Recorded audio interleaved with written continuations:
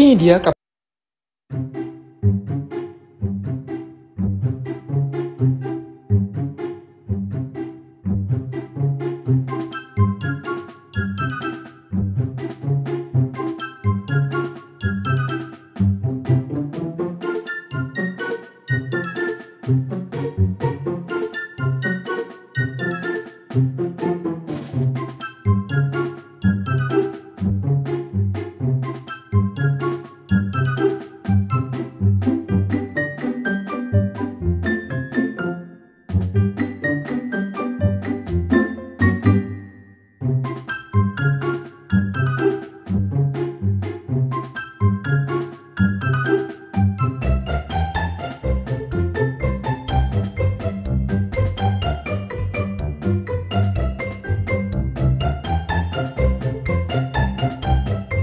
gimana? Ganteng gak?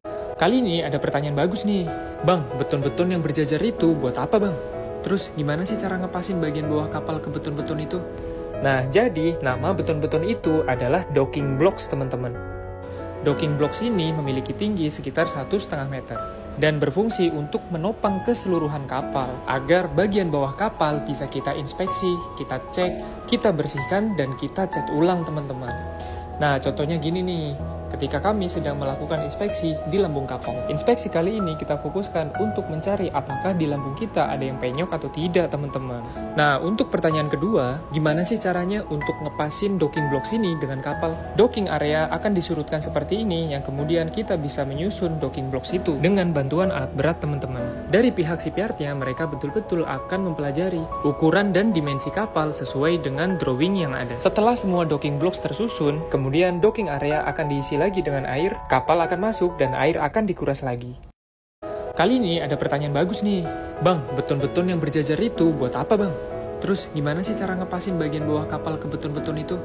Nah, jadi nama beton-beton itu adalah docking blocks teman-teman. Docking blocks ini memiliki tinggi sekitar 1,5 meter dan berfungsi untuk menopang keseluruhan kapal agar bagian bawah kapal bisa kita inspeksi, kita cek, kita bersihkan, dan kita cat ulang teman-teman. Nah, contohnya gini nih. Ketika kami sedang melakukan inspeksi di lambung kapal. Inspeksi kali ini kita fokuskan untuk mencari apakah di lambung kita ada yang penyok atau tidak, teman-teman. Nah, untuk pertanyaan kedua, gimana sih caranya untuk ngepasin docking blocks ini dengan kapal? Docking area akan disurutkan seperti ini, yang kemudian kita bisa menyusun docking blocks itu dengan bantuan alat berat, teman-teman. Dari pihak shipyardnya, mereka betul-betul akan mempelajari ukuran dan dimensi kapal sesuai dengan drawing yang ada. Setelah semua docking blocks tersusun, kemudian docking area akan diisi lagi dengan air, kapal akan masuk dan air akan dikuras lagi. Jangkar kami jadi kusut kayak gini. Aduh, gimana ceritanya? Jadi, selama kapal kami berada di dalam dok, bukan hanya lambung kapal saja yang kita cat, tapi juga untuk perawatan mesin-mesin lainnya. Salah satunya adalah anchor and anchor chain maintenance. Nah, jadi gini nih cara kami untuk menurunkan jangkar itu, teman-teman. Untuk kita bisa maintenance jangkar dan rantai jangkar ini, kita harus menurunkan keseluruhan. Untuk menurunkannya, kita menggunakan alat ini, yaitu windlass. Tuh, kalian lihat aja, banyak sekali sisa lumpur dan karatnya, teman-teman. Rantai jangkar itu akan ditarik dari tempat penyimpanannya menggunakan windlass seperti ini. Ada yang tahu tempat penyimpanan rantai jangkar itu namanya apa? Coba tulis di kolom komentar. Ini merupakan tampilan jangkar dan rantai jangkar yang sudah berhasil kita turunkan sepenuhnya. Kita harus sangat teliti dalam mengecek jangkar ini, teman-teman. Jangan sampai pas dipakai tiba-tiba lepas, ya kan? Nah, rantai jangkar yang bertumpuk-tumpuk tadi kemudian akan digelar seperti ini menggunakan alat berat. Dan ketika semua prosesnya sudah selesai, jangkar dan rantai jangkar ini kemudian akan kita gulung lagi ke dalam kapal.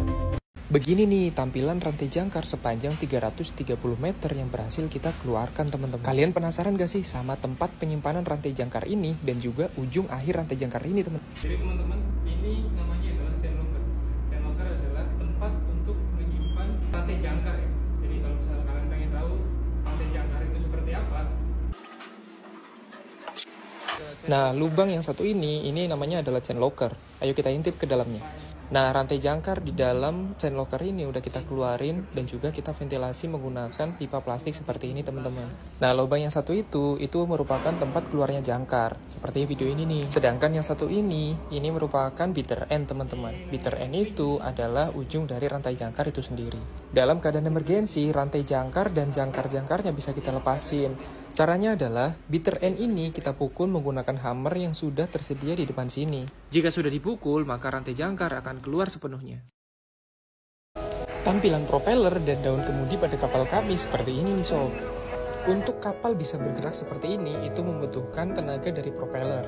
Dan propeller digerakkan oleh mesin utama pada kapal. Dan untuk kapal bisa berbelok ke kiri dan ke kanan, yaitu menggunakan sistem kemudi seperti ini. Sistem kemudi ini akan menggerakkan daun kemudi atau rudder yang ada di bawah permukaan air.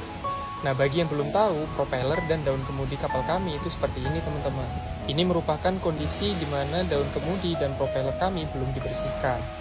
Setelah kita lakukan pengecekan dan pembersihan, maka jadinya seperti ini. Tuh, lihat aja, para petugas dockyardnya harus menggunakan scaffolding untuk melakukan maintenance seperti itu. Nah, kurang lebih seperti itu teman-teman. Semoga video ini bisa menambah informasi dan pengetahuan kalian. Kita lagi di propeller.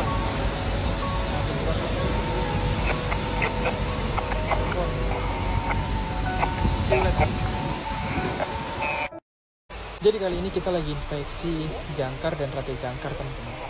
Beberapa aspek penting dalam pengecekan jangkar ini diantaranya adalah mengecek diameter rantai jangkar apakah berkurang karena karat atau tidak.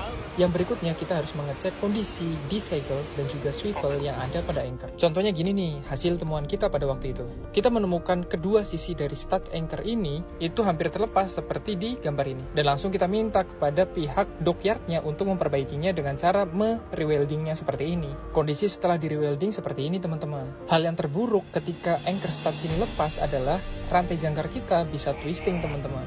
Dan final check pada rantai jangkar adalah setiap satu segel harus di marking.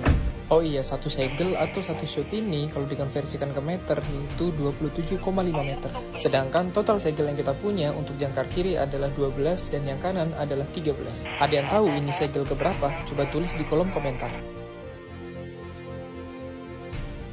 Kapal dengan panjang 230 meter ini sedang kita cat sob.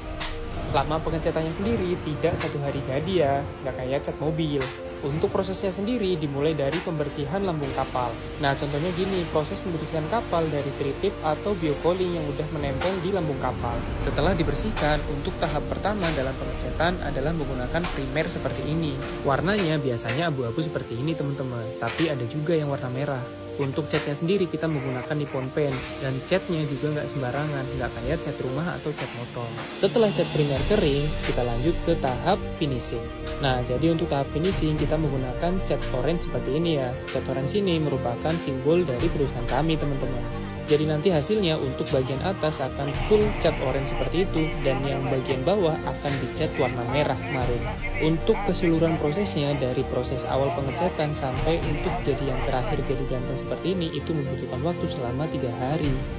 Jadi Mualim 1 untuk pertama kalinya deg-degan banget sob. Kontrak baru Mualim Sokat Mualim 1. Di mana nih? Di mana nih? Di sini. Chip Chandra WTA. Berapa gajinya? 10. Ruangan ini adalah kamar saya yang lama sebagai Mualim 2 atau second officer selama 8 bulan. Nah, di kapal ini juga saya mendapat kesempatan untuk pertama kalinya menjadi chief officer teman-teman. Kondisi kamar berantakan banget, baru pindahan soalnya. Dan kapal posisinya lagi dry dock, lagi capek-capeknya. Jadi Mualim 1 itu benar-benar nggak gampang sob. Yang tadinya pekerjaan Mualim 2 yang berfokus di anjungan untuk mempersiapkan rute pelayaran dan juga alat-alat navigasi, beralih ke pekerjaan Mualim 1 yaitu stabilitas, kargo, balas, mikir hari ini harus kerja apa, besok harus maintenance apa. Ditambah lagi nih, kita dapat tekanan dari kapten untuk mengerjakan deadline tertentu. Di sisi lain, kita juga harus membuat kru nyaman dengan apa yang kita order. Dan jujur, itu masih sulit sih.